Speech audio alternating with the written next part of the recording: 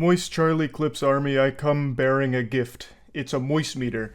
I'm very tardy to the party moist metering this, so this isn't usual. This is an anomaly in the history of the moist meter. It's already been concluded for a little while, but I did want to give my thoughts on Hell's Paradise. So let's just dive into the main course here and start eating.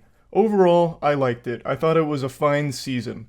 I think the animation was beautiful at times and then sometimes kind of lazy, which I didn't really expect. This was a show that had a ton of hype going into it.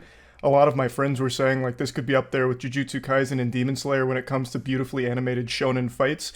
And I don't think it quite reached that level, but I still really liked it. And interestingly enough, this is one of the biggest things people complain about, saying that it's poorly animated. You're fucking delusional.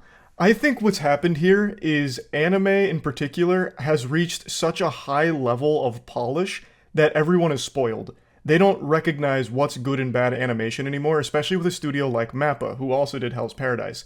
It's a studio that legitimately doesn't miss and is known for incredibly fucking beautiful animation. They did Hell's Paradise as well, but it's not up to the same level that they had for, say Jujutsu Kaisen or something like that. And since it's not quite to that level, people write it off as being shittily animated. Oh, this is trash. It looks like a flip book. I could do better with a Wacom tablet and Macromedia Flash from 2006. This is a disgrace to anime. Hell's Paradise is horrible. It looks awful. Which I think is so stupid. I think it's super dumb.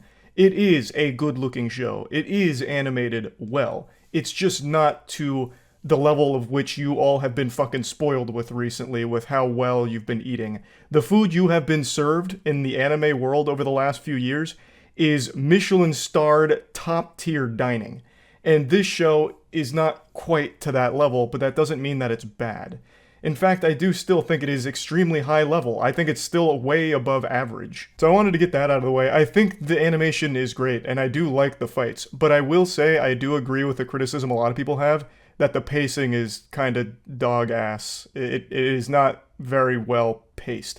So as I understand it, the manga is cutthroat. That shit is fucking zooming. And in the anime, they can't quite replicate that, because in a manga, you're in control of your own pace. You get to dictate how quickly you go through things or how slowly, so you can digest it however you want. In anime, you don't have that luxury. So in here, there are a lot of things that don't quite work, and a lot of things that do feel rushed.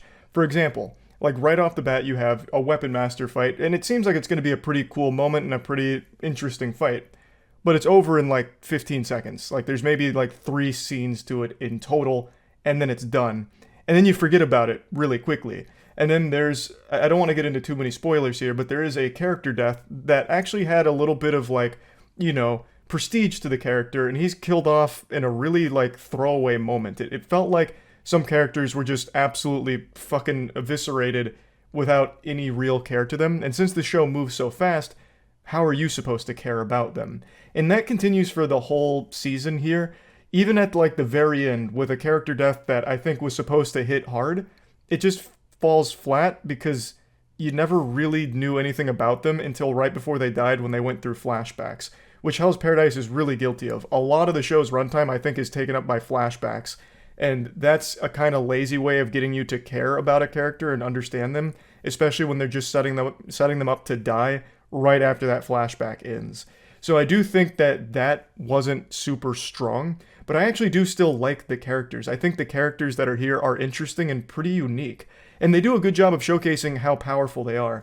But I think the problem here is that the show is only 13 episodes, so it's a very short season, and they have to cram a lot into it in a very brief period of time. I think everything that happens in the season takes place over the course of like 2 days maybe, and they like power scale rapidly.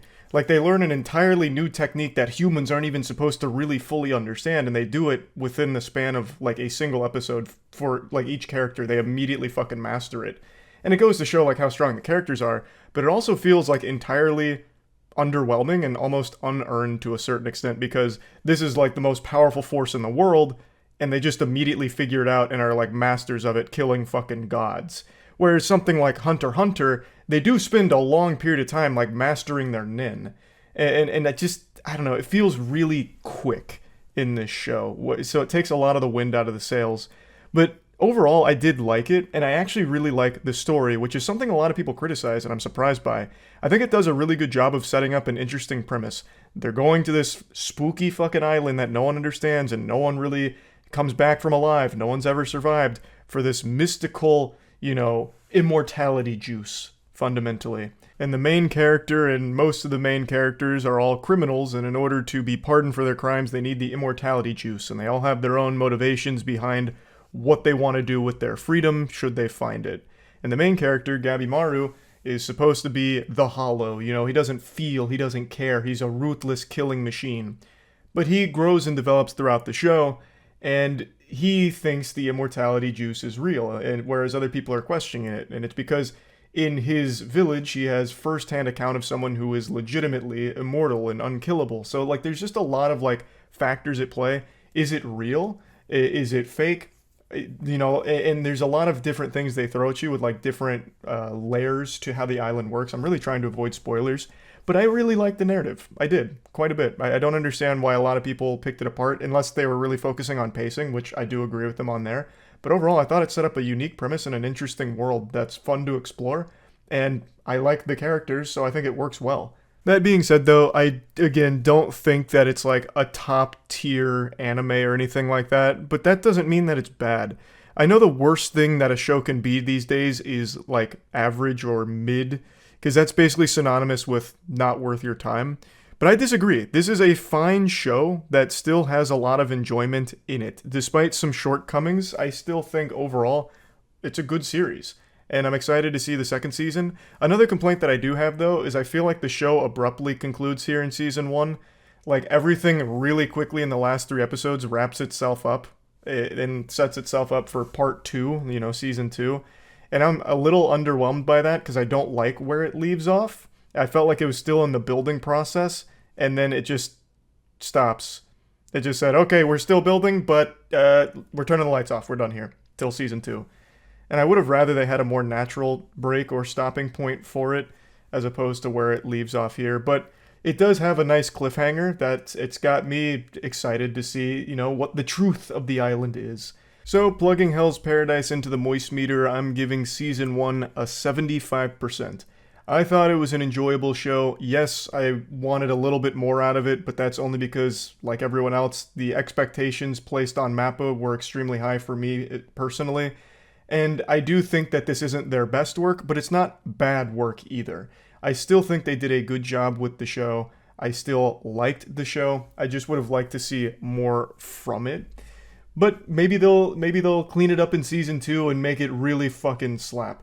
I do think where it leaves off in season 1 is abrupt, but it sets up so many chess pieces on the chessboard that I think there's so much wiggle room for a fucking incredible season 2 that I'm excited. I'm still really looking forward to it. I think the show was overhyped, but it's now overhated. It's not a bad show by any means. It's still good. So yeah, that's really about it. See ya.